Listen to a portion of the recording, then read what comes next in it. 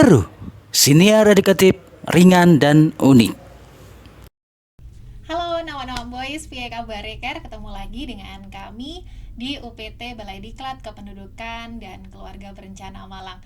Nah, nggak kerasa kita sudah masuk ke episode 11 nih.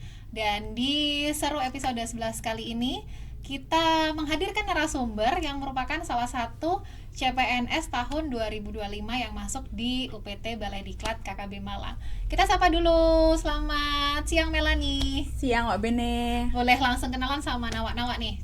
Halo Nawa-Nawa, perkenalkan nama saya Melanie, saya CPNS di UPT Balai Diklat KKB Malang dengan jabatan calon Pranata Humas ahli pertama. Nah, Melanie ini merupakan calon Pranata Humas ya. Dan Melanie ini sebelumnya sudah berpengalaman berapa tahun? Hampir 9 tahun. Hampir 9 tahun. Hampir 9 tahun di salah satu startup terbesar di Indonesia. Startupnya apa? Rahasia sih ya. Tit. Benar. Tapi yang pengen kita obrolin pada podcast kali ini adalah gimana sih Melanie itu bekerja di salah satu startup yang kalau kita bilang itu startupnya hampir dipakai semua masyarakat Indonesia, yang berarti startupnya tuh lumayan besar. Dan boleh cerita nggak awal kerja dulu gimana, terus posisinya apa sampai 9 tahun berjalan? Oke, jadi dulu tuh aku masuk di 2016. Masuk 2016. Jadi waktu itu baru lulus kuliah. Fresh graduate Fresh ya? graduate banget. Itu dengan jabatan business development. Jadi business development itu job desk-nya kita cari merchant, Mbak, yang mau kerjasama dengan company kita dengan skema itu sharing profit. Gitu. Targetnya itu adalah kita cari merchant yang dia menghasilkan sejumlah nominal GMV tertentu. Gitu. Jadi business development itu sekitar berapa tahun? Sekitar 2-3 tahun. Terus langsung naik jadi account manager, kemudian jadi senior. Nah, kalau di startup itu kan skemanya berubah-ubah ya. Jadi tergantung dengan kebutuhan perusahaan. Jadi target kita juga berubah-ubah. Jadi sangat dinamis banget lah. Sangat dinamis, dan bisa jadi dalam 1 bulan ini ngerjain apa, terus bener. nanti bulan ke depan nanti beda lagi kerjaannya. Tergantung kebutuhan perusahaan apa. Nah, Melanie ini kan berarti berkarir selama 9 tahun, dan dalam 9 tahun itu sudah kayaknya pindah posisi atau naik jabatan selama 4 kali ya. Nah, kira-kira kalau untuk naik jabatan itu yang dibutuhkan itu yang seperti apa, atau harus ada kualifikasi atau kompetensi tertentu?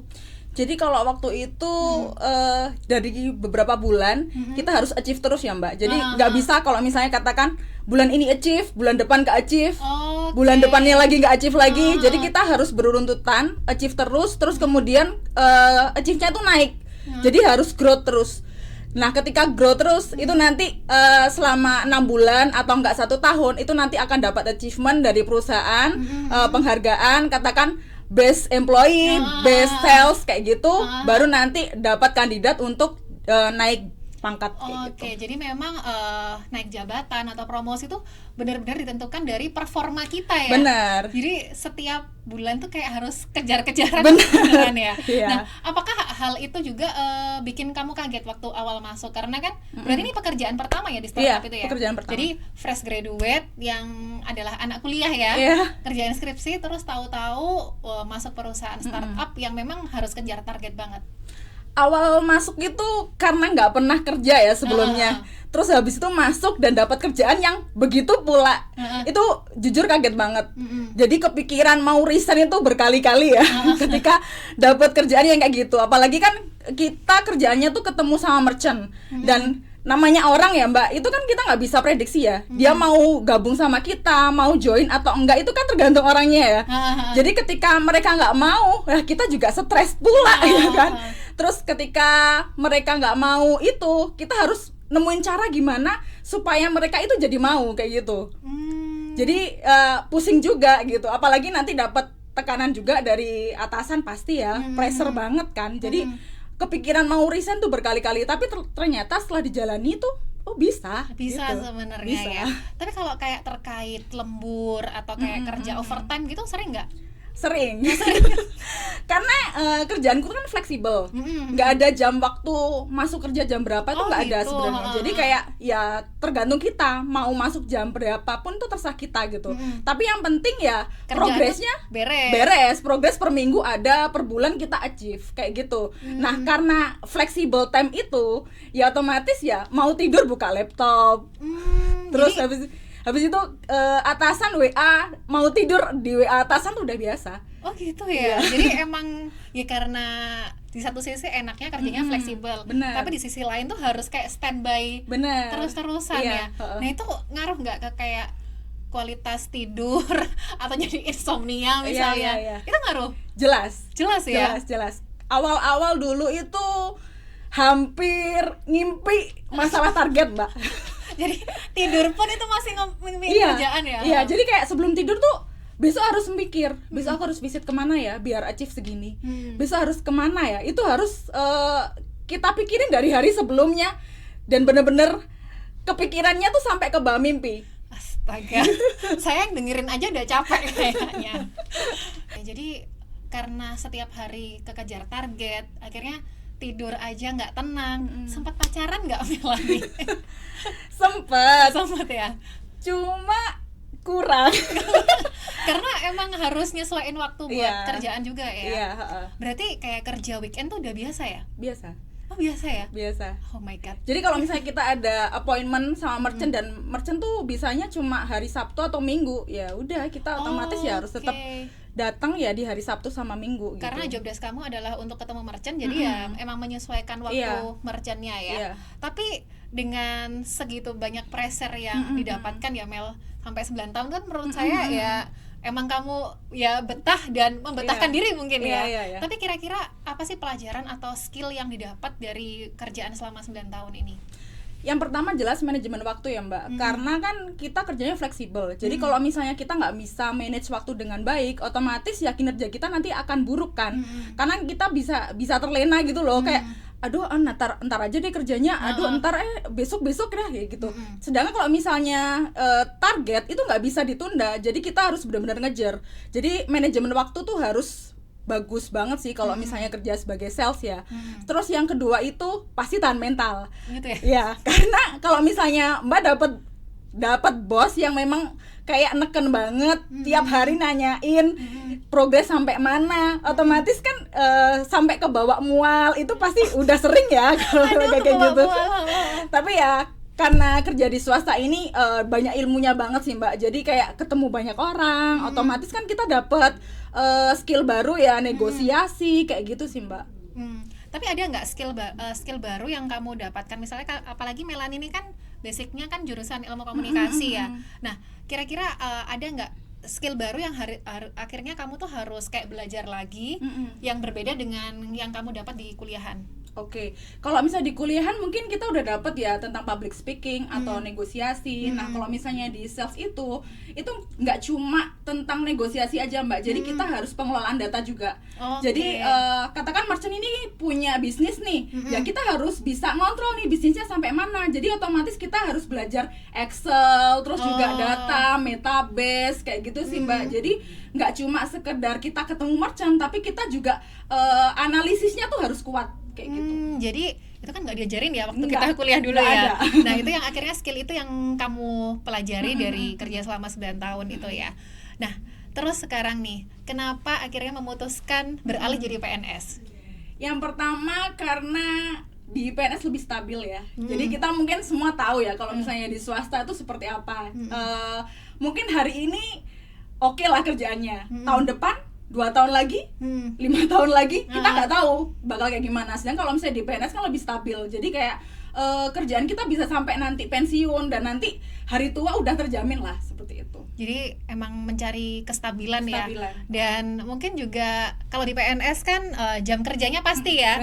Jadi jam 8 atau jam 5 ya, kadang kita ada kegiatan di hari Sabtu Minggu kalau misalnya pas ada pelatihan, tapi mungkin nggak setiap saat ya. Tapi kalau ketemu merchant ya mintanya Sabtu Minggu ya Sabtu Minggu terus bisa masuk ya.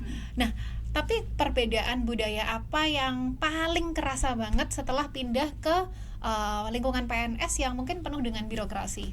Kalau misalnya di PNS sendiri lebih prosedural ya Mbak. Jadi kalau misalnya kita ada ide atau kita pengen kasih masukan lah ke atasan, itu nggak bisa serta merta keputusannya kita dapatin hari itu juga gitu loh. Jadi kayak misal kita mengajukan ide dan atasan harus mengajukan ke atasannya lagi, lagi. Jadi lebih kayak hierarki yang berlapis-lapis. Dan kalau misalnya di swasta itu kan lebih, apalagi startup ya, sangat fleksibel. Jadi kita langsung ngomongin ke atasan paling atas pun masih bisa gitu. Oh gitu ya. Jadi kalau misalnya ada ide atau masukan, karena biasanya butuh keputusannya juga cepat ya. Iya. Jadi misalnya diomongin sekarang, bisa jadi hari itu juga udah ada keputusan ya.